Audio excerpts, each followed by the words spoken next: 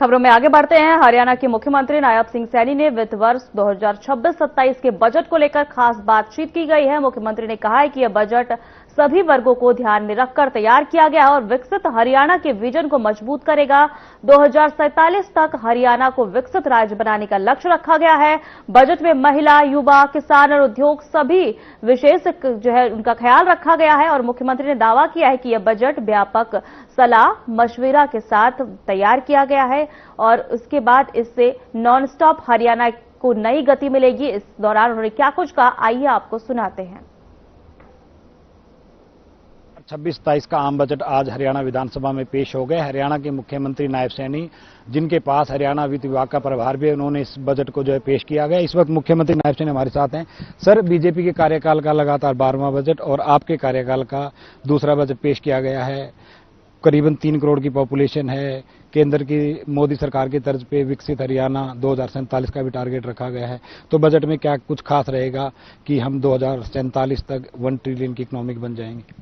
देखिए, हमने vision document आदरणीय अमित शाह जी ने पिछले दिनों पंचकुला से उसको लॉन्च किया था और हमने उस विजन डॉक्यूमेंट के अंदर कुछ पिलर्स रखे हैं कि इस पिलर के आधार को हम मजबूत करते हुए विकसित हरियाणा की तरफ गति से बढ़ेंगे।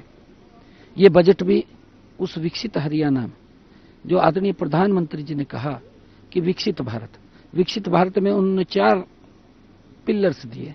उन्होंने एक कहा किसान को सशक्त करना, महिलाओं को सशक्त मजबूत करना, युवाओं को मजबूत करना और गरीब का उत्थान करना।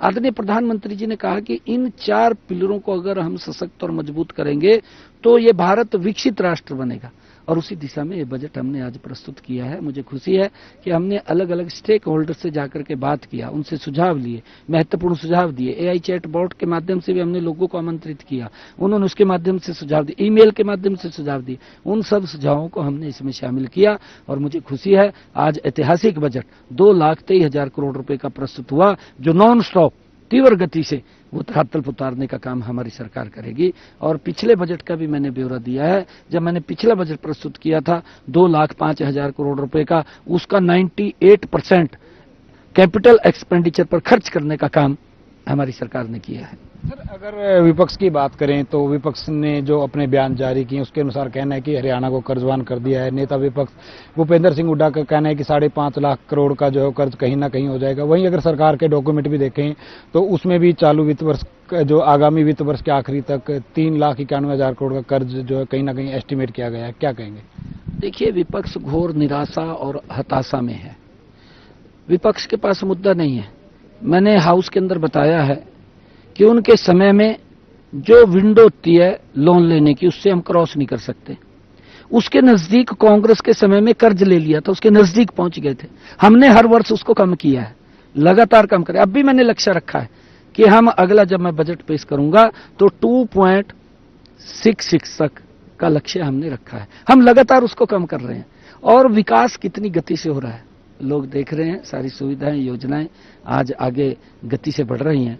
आज विकसित हरियाणा विकसित भारत में अपनी मजबूत भूमिका रखेगा। ये थे हमारे साथ हरियाणा के मुख्यमंत्री नायब सैनी, जिन्होंने आज विधानसभा में पेश किए गए बजट के ऊपर अपनी चर्चा रखी है। बहरहाल देखने वाली बात होगी कि बजट पर चर्चा के दौरान सत्ता और विपक्ष के बीच में किस तरह का मुकाबला देखने को मिलता है।